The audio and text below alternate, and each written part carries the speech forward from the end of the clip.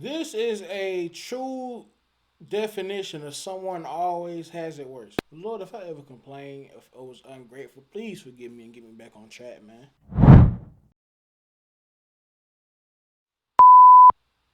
What it do, YouTube? It's your boy Jordan. Y'all already know what's going on. Pickable, listen, shut up. Look, damn. Before I say anything, I know I've been MIA for like 5 days.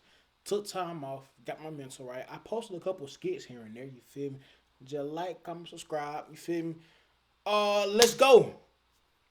We're doing deepest, darkest confessions. Let's go. So my mother is my abuser. So she ended up burning my youngest sibling, third degree burn. This all took place in St. Louis, Missouri. Oh yeah, St. Louis, that'll do it. That's the murder capital of the world. Well, of America, I'm sorry. But this is how we starting off. Okay. First video back. She ended up stabbing me in the neck 3 times. She ended up stabbing me in my head 4. She ended up beating us with baseball bat and all types of shit.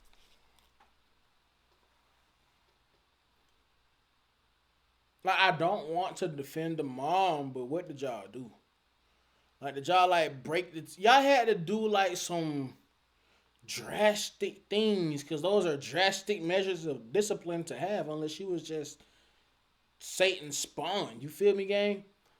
I don't know. Like, y'all had to have. Y'all had to have broke the washing machine. Y'all had to do some shit like throw a TV in the washing machine, fam. Like the main TV in the main room. Like y'all had to throw that TV in the washing machine in order for her to do. Cause bro, other than that, like I can't think. Shit, crowbars. She just got out not too long ago. She dropped 10 years. You can look up the story. Her name is Shayna Mary Johnson. You was robbing the bank on probation? I was a bank teller. Task Confessions. I robbed them for a minute. I got 80 bands out of them. Episode 7 is streaming now. This bitch spit in my mama's face, son. On my mama, when she spit in my mama's face, get what I do? Backhand that bitch like Cat Williams on my mama. Bitch, yo, that tripping. On Rumble. He had blocked me. Mind you, he's not my man, but I'm very delusional. He had blocked me. I called Crime Stoppers. That's what you call a self-aware queen. Give me a woman who's self-aware, man. Let me call this girl. Speaking of women.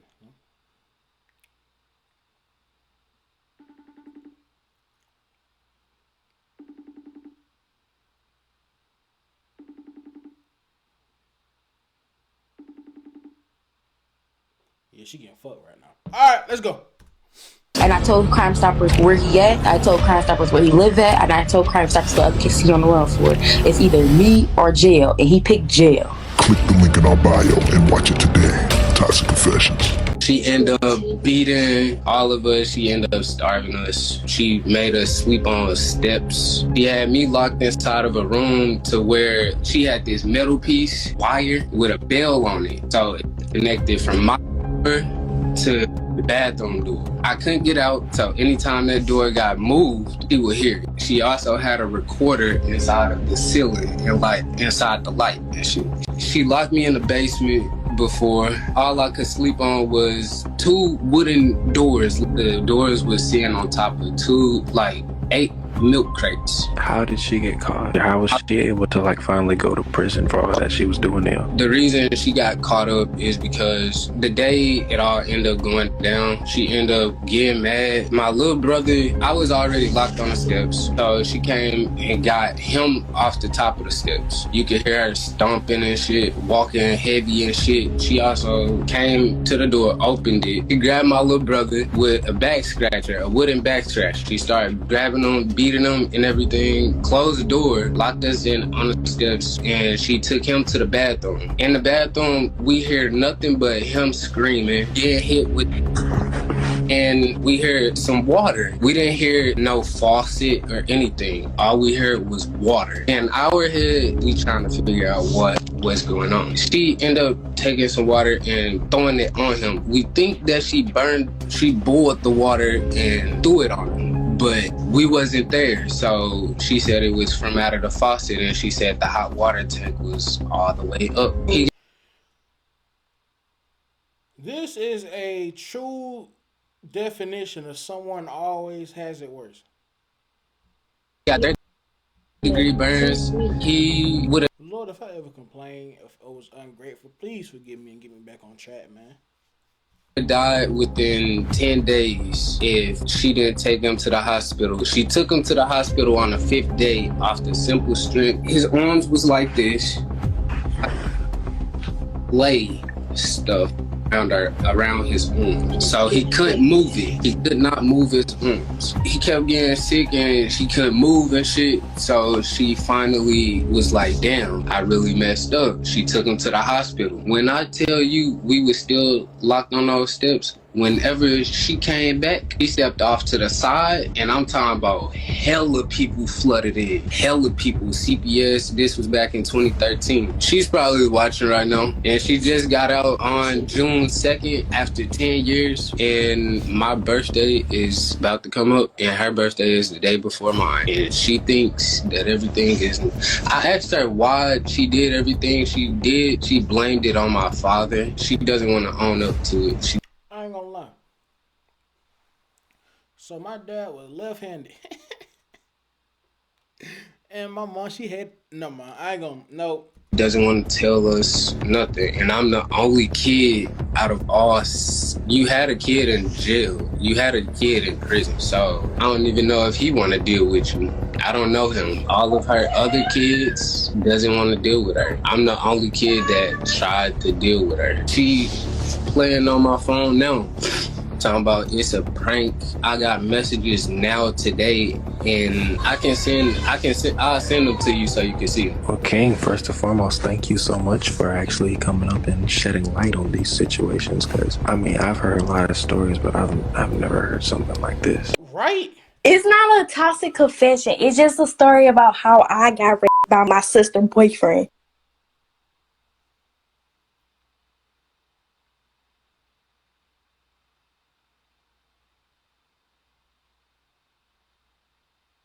Women, I have a question.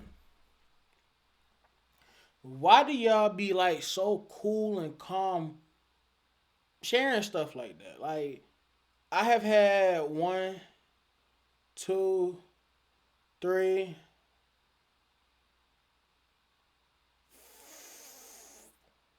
about 5, 6 female friends. All of them say the exact same thing. I was this, and this by this. I'm like, you just go around saying that? Like, I'm not trying to be inconsiderate or ignorant, but that's like a lot to deal with. You feel me? But, yeah. Toxic Confessions. This guy, without consulting me at all, thinks that it's a good idea to just invite the guy over, feed him 100 hits of ass, and then like point a gun at his face. Episode 8 is streaming now. I was previously a foster kid like a couple years ago. My family, they're all basically pedophiles. Yep. This what I'm saying. Even my dad. So y'all see I'm not tripping. Exclusively on Patreon. Click the link in our bio and watch it today. Toxic Confessions. First, I just want to give you your flowers, because people like me really don't know what goes on in some homes and some families. What would you say to like that kid right now who's watching, who's kind of going through a similar situation, or who's going to hear this story? Like, what could you tell them to help them get through that time, and what got you through that time when you were younger? Whenever I was younger, I got ADHD, so I was really on pills. So the way that I got through it was just being high as hell and not being aware. So I never talked. I was the quiet kid. So I tried talking to people at school. She put on a white voice like a motherfucker. I'm talking about, like sound super professional. My advice is, if you go to school, don't go back home. Do not go back home. Because if you go back home, you might not make it back to school. School for me at the time was, I would get beatings before school and after school. Even if I didn't do anything, I go to school, come back, had a good day, didn't get on nobody's nerves, I still get a whooping, beating, all that shit. Because of the simple fact that I look like my father. I got a little brother, the one that got cut as well, but he doesn't. She tried talking to him. He doesn't want to do with her. I tried with her. She want to play stupid games, so I can't deal with her, and I can't risk my daughter or my my wife. I can't risk the safety of them off the simple strength that she wants to. And she got schizophrenia and bipolar and all other type of shit. Oh, yeah, she ran my dad over with a minivan with out of the car. With the what? With all of her kids in the car. So, bruh, Shorty got a lot going on, bruh. She need to be locked up in the Arkham Asylum. There's a lot that comes into play with that. So I'm kind of scared because I ain't got. Well, I'm not scared. It's more so I'm thinking about it, and I'm already in a tough situation as it is.